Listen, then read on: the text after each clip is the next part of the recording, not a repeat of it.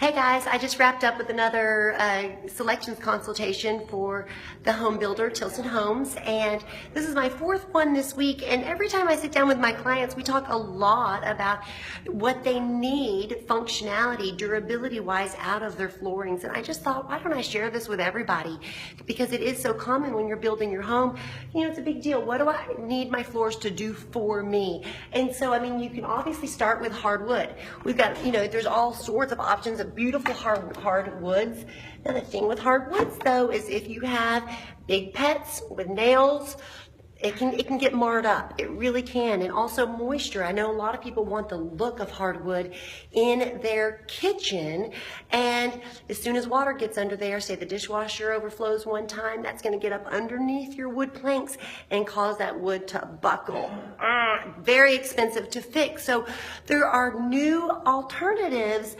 Some are newer than others, but some have been around for a while and have made major progress in the realms of manufacturing and production and what they can do. This is one of my favorite new products, and they're calling it a luxury vinyl plank. It is actually laid in a plank. You can get the look of a rustic hardwood. Do you see that? This is next one on the back is probably not that one. Where is it? I've got another one that's my favorite. It's got a beautiful gray on the back. But anyhow, it comes in every shade imaginable. And the great thing about the luxury vinyl plank, that's what you want to ask for if you're interested in it. The great thing about it is that it is so durable. It was originally created for commercial applications, and now we're using it all over in residential homes because it is so durable. So if you've got pets, this is a great go-to. If you want the look of wood in your bathrooms, utility rooms, or kitchen, this is a wonderful go-to. Now, a more expensive option, a more luxury option is going to be the wood tile, and you've probably heard about wood tile. A lot of you I know are using it. I simply love it. I mean, literally, I have to get down and thump it to figure out, is this wood or is this tile? It's got such a realistic finish to it. So here, now we're getting the hard durability of a ceramic tile, probably the hardest surface that you're going to find in a home, that or a concrete floor, and still getting that look of wood. We are getting more versatility now, and that's really important. So if you're thinking price-wise, though, it's going to usually, you got your hardwood, and I'd say just about the same exact price point is where your ceramic wood is going to come in. Now, of course, there's variations on that. There's going to be different levels of different grains of wood and things like that. But generally, I say that normally I just kind of ballpark and know that hardwood or ceramic wood tile are going to be about the same highest price point, and then I'm going to come down into the luxury vinyl, and then just a little short underneath that is going to be that ceramic tile, and then underneath that is where you're going to get down to the laminate wood. And so it kind of goes up like that, and of course underneath all of that, price point wise, is going to be your carpets.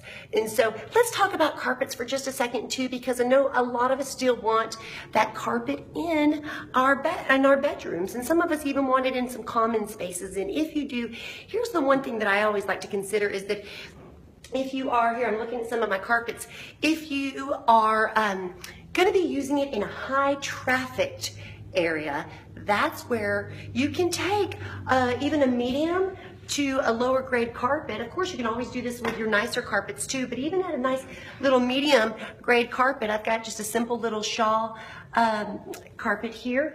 If I can bump up the carpet pad, I can get the feeling, the cush of a luxury carpet, and at the price of a regular one. I mean, around here, I think that the upgraded carpet pad goes for about 28 cents a square foot. You can do the really eco-friendly, thicker pad for 48 cents a square foot. So it's one of those economical decisions that you can make when you're really trying to stretch your dollar, but still not make any sacrifices in comfort. So if you are going for carpet now in your bedrooms, you don't necessarily need that. It's not necessarily the most high trafficked area, and if you're like me, you're going to throw a big rug underneath that bed to anchor it.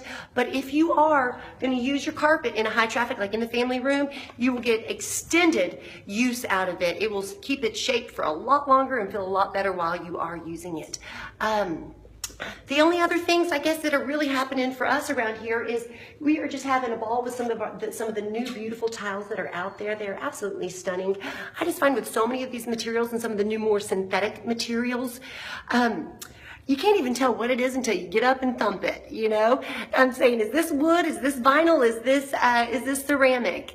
And so y'all do the little thump test and just kind of keep that in mind where we're talking price point, especially if you're trying to prepare your home for the market. And I know a lot of agents, I see a couple of y'all tuning in right now, just keep that in mind where we're at with price point. A luxury home is most likely gonna need, it's gonna probably want that engineered hardwood or the look of wood in a lot of spaces. So those alternatives for price that we might be that luxury vinyl plank, or if you do have it in the budget, then we are going for this wood ceramic tile because it is the rage. Everyone is loving it.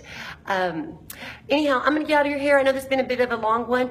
I do want to talk about counters, but how about we do that next week? I want to talk a little bit about the differences between silestone, granite, and quartz, price points and differences. So we'll do that next time I'm in here. So y'all have a great weekend. Talk to you later. Happy DIYing it. Bye.